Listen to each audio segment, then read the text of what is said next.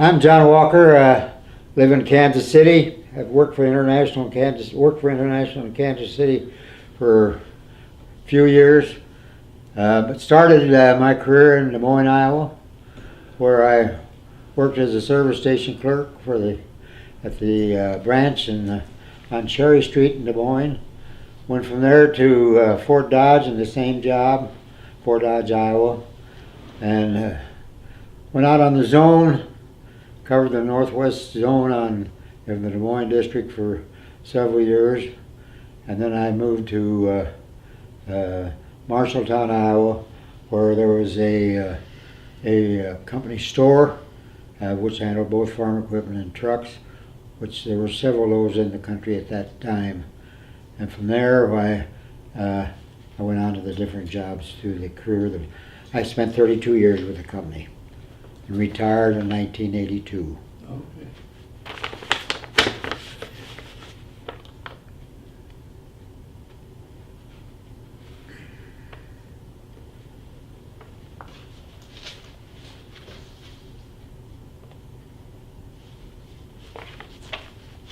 I suppose the most interesting period for me in the company was during the period that we went from gas power to diesel.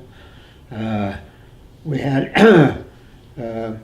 quite a few big gas V8 engines that we had for the period of time, and I think at that time I think we probably had, in the heavy duty truck business, we had about 30% of the business, somewhere in that vicinity, maybe even a little higher. Then the transition to diesel. Particularly the transition in the DT466 engine that really helped us capture more of the medium duty truck business. It was a period of time before we got into diesel power and the over the road trucks, and that primarily was Cummins and Cat, and eventually we got into our own engines besides the DT466. I think some of the experiences I had was when I was regional manager in Kansas City, and Brooks McCormick came out 3 different times. We had a meeting in Omaha, we had a meeting in Des Moines, and we had one in Kansas City, which we had luncheons for both dealers and customers, some of our bigger customers. I was very much impressed by Brooks McCormick. He was very people-oriented. He gave a lot of consideration.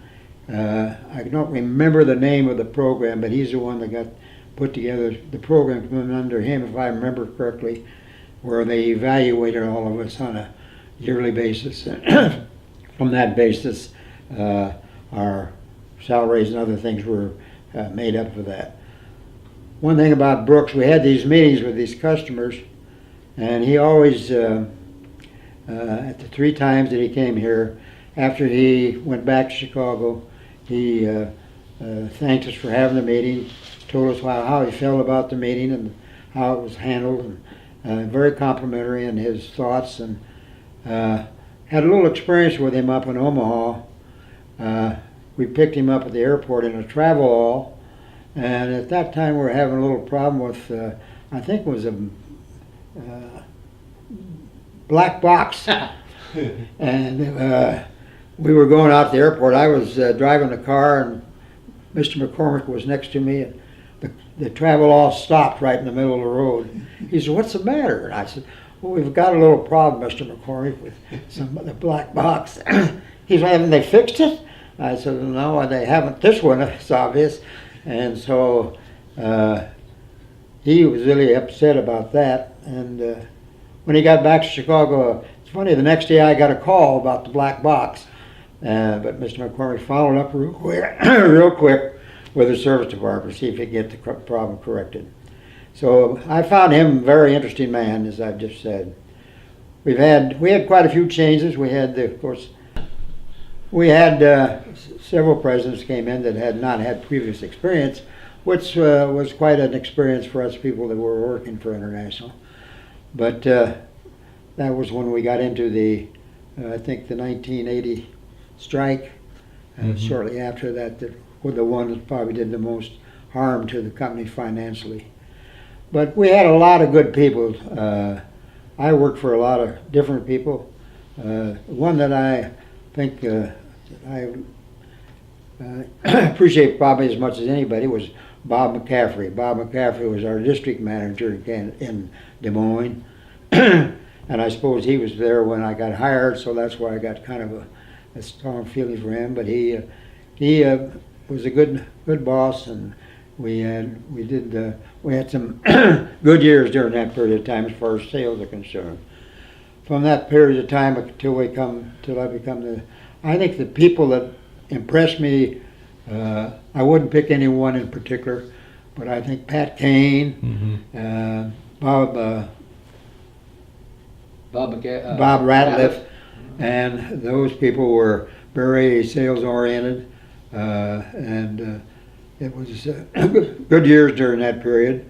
In fact, I remember when Bob Ratliff was the sales manager. We had a program that took us to Disney World, and we had a large family, my wife and I, of 8 kids, and we all got to go to Disney World on the airplane, which the kids thought was a big treat, and it was a big treat.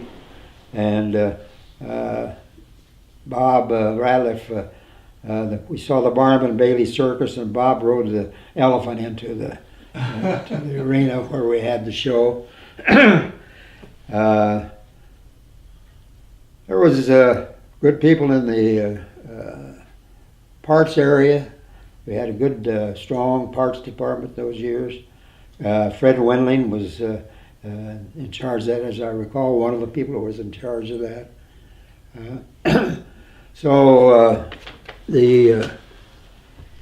What about customers? What was one of the more interesting fleets or customers that you had dealings with? I had probably two of the most interesting customers I had was John Ruan Trucking. I think that during the period that I worked with the Ruan companies, they probably bought 5,000 trucks from us. And then I worked with Mort Zalk with the leasing company. What was the name of that? Fell Leasing. He was. They were a big customer in our region. We had some other smaller customers that were very loyal to our product and utilized it.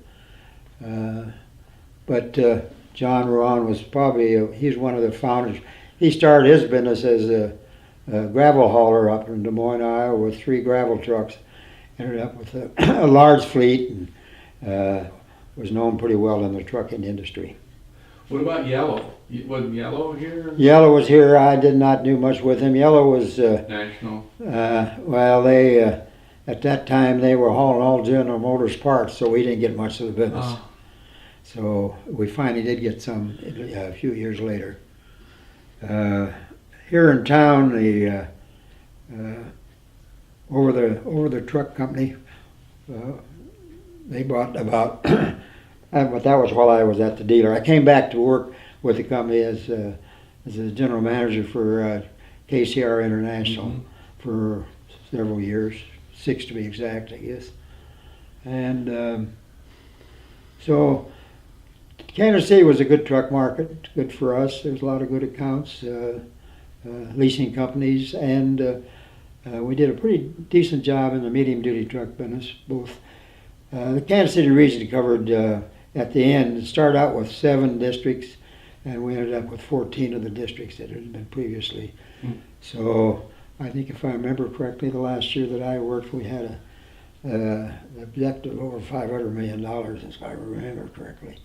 But it was the years with International were enjoyable for me, and I'm very appreciative of. I have a son that works for him now in the used truck business. It's been good for me and my family. What's changed the most from just to close out, what do you think's changed from when you started to the end, as far as ordering trucks or building trucks or shipping trucks, or what was the biggest change you noticed over that period of time? Oh, I think the change of the dealerships. Yeah. Where we started making larger, giving dealers more territory, closed down some dealers. When we got out of the scout and travel all business, that made a big difference with the coverage we had with throughout to Colorado and that area. That was a big part of our business. So was it big out of Indiana, where we had the a lot of the motorhome business, and so those things were a big change for us. Okay, well, that's good. All right, is it? You good? I think I got that. Is there any other questions? Well, take a look and see. You got? My impression of the company today? Yeah. It's I've been retired 30 some years, so there's been a lot of changes in the company. I think the product problems and the way we handled them in the Max Force area probably has been more harmful to the company than anything that ever happened during the time I was working full time. Mm-hmm. Yeah. I know it's been difficult for the people in the used truck business to Oh, yeah. get them sold.